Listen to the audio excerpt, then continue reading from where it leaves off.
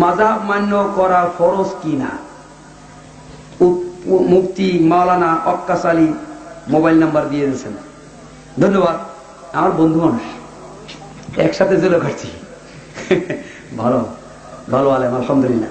তো যদি তার মনের মধ্যে কোনো দুর্বিসন্ধি না থাকে তা আমি স্বাগতম জানাই তাকে।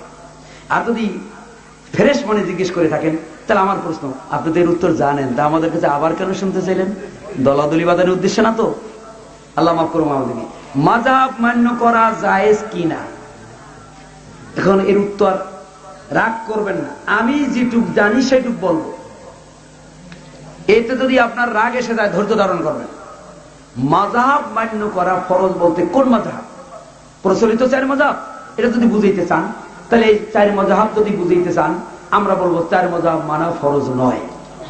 যদি 4 মাযহাব মানা ফরজ হয়, 4 মাযহাবের মধ্যে, তাহলে বুঝতে হবে ইসলাম 16 আনা।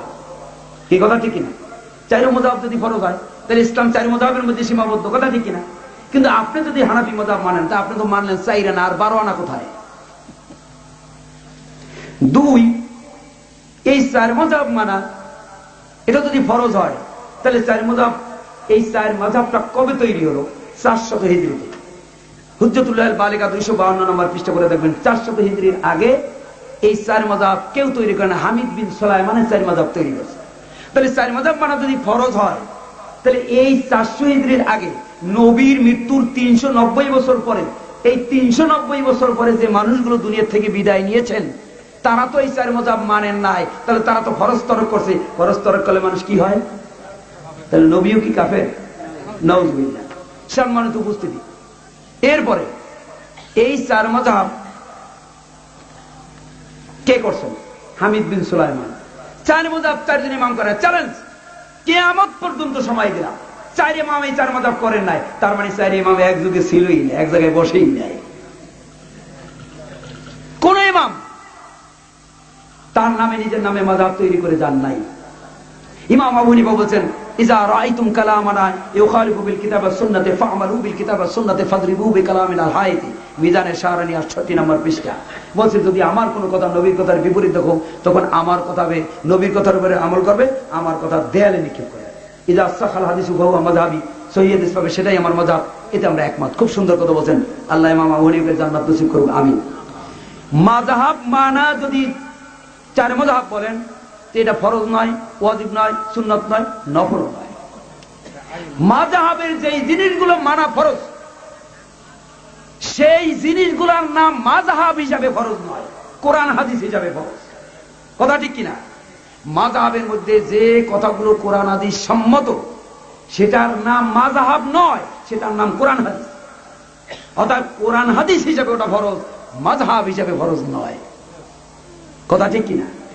4 মাযহাব না মানলে যদি মানুষ মুসলমান না হয়, তাহলে 4 ইমামরা মুসলমান না, নবীও মুসলমান না, সাহাবীরাও মুসলমান না। তার এই 4 ইমামের যুগে মাযহাব হয় নাই। ইমাম আবু হানিফা রাহমাতুল্লাহ মৃত্যুর 250 বছর পরে, ইমাম মালিকের 196 বছর পরে, ইমাম আহমদ বিন হাম্বলের, ইমাম শাফির মৃত্যুর 221 বছর পরে, ইমাম আহমদ বিন হাম্বলের আরো পরে এরকম মাযহাব তৈরি হয়েছে। তারা কেউ মাযহাবের খবর জানেন না, যদি প্রচলিত 4 মাযহাব মানে থাকেন। আরো স্মরণ করিয়ে দিই, মকসুদুল মুমিনিনের 141 পৃষ্ঠায় লেখা আছে, 4 কুরসি 4 ফরজ, 4 মাযহাব 4 ফরজ। টিকা আছে 2 নম্বর, টিকায় দেখবেন নিচে লেখা, উক্ত 8 ফরজের ফরজিয়াতের কোনো দলিল নাই, শুধু জনসাধারণের মনসন্তুষ্টির জন্য ফরজ করা হইল। সম্মানিত উপস্থিতি, আরো সুন্দর কথা শুনুন।